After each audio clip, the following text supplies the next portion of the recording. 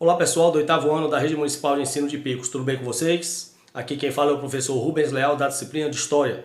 Gostaria de convidá-los a assistir a nossa aula de número 33, onde faremos uma retrospectiva dos aspectos gerais abordados dos conteúdos desse quarto bimestre letivo de 2021. E você poderá acompanhar no seu livro didático a partir da página de número 227 até a página 252. Vamos nessa então?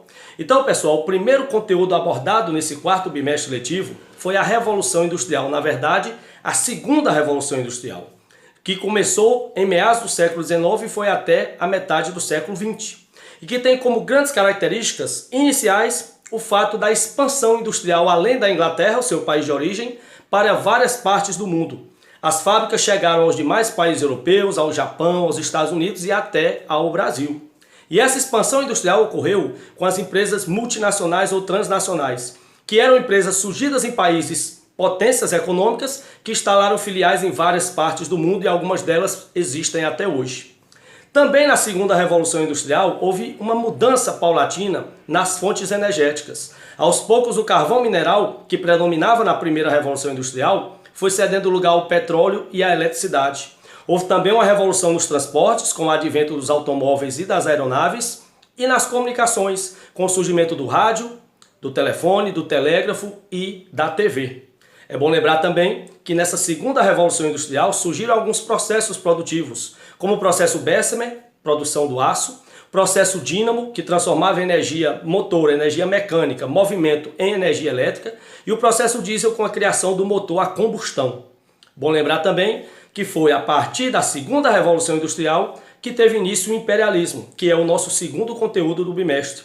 A corrida imperialista ou neocolonialismo nada mais é do que uma disputa entre os países europeus por áreas de domínio e exploração na África e na Ásia.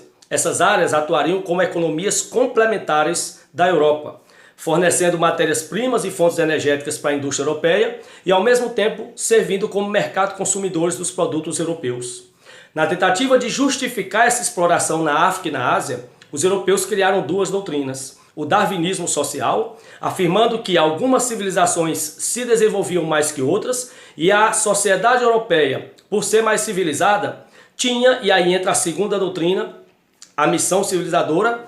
A sociedade europeia, que era mais evoluída, tinha a missão de levar essa civilidade para povos atrasados como os africanos e os asiáticos. Então, a Europa, na tentativa de justificar essa exploração, fez uso dessas duas doutrinas. O darwinismo social, mostrando uma possível superioridade da sociedade europeia, e, complementarmente, a missão civilizadora. Os europeus tinham como missão levar essa cultura superior para povos atrasados, como eram os povos africanos e asiáticos. Bom lembrar também que essa corrida imperialista ela vai terminar formando dois blocos diferentes de países, a Tríplice Aliança e a Tríplice Entente, que vão desencadear algumas décadas mais tarde a Primeira Guerra Mundial, mas aí já é assunto para o 9º ano, para o próximo ano. Outro conteúdo que foi trabalhado nesse quarto bimestre foi os Estados Unidos no século XIX.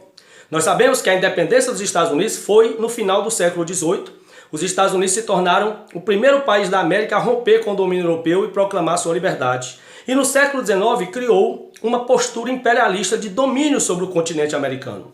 E para exercer esse domínio, os Estados Unidos criaram algumas doutrinas, como a doutrina Monroe, onde os Estados Unidos apoiaram os movimentos de independência de todo o continente americano, o Destino Manifesto, onde eles afirmavam que eram predestinados e escolhidos por Deus para exercer domínio e proteção do continente americano, e a política do Big Stick, o grande porrete. Os países americanos que não aceitassem o domínio imperialista dos Estados Unidos sofreriam punições, sofreriam sanções.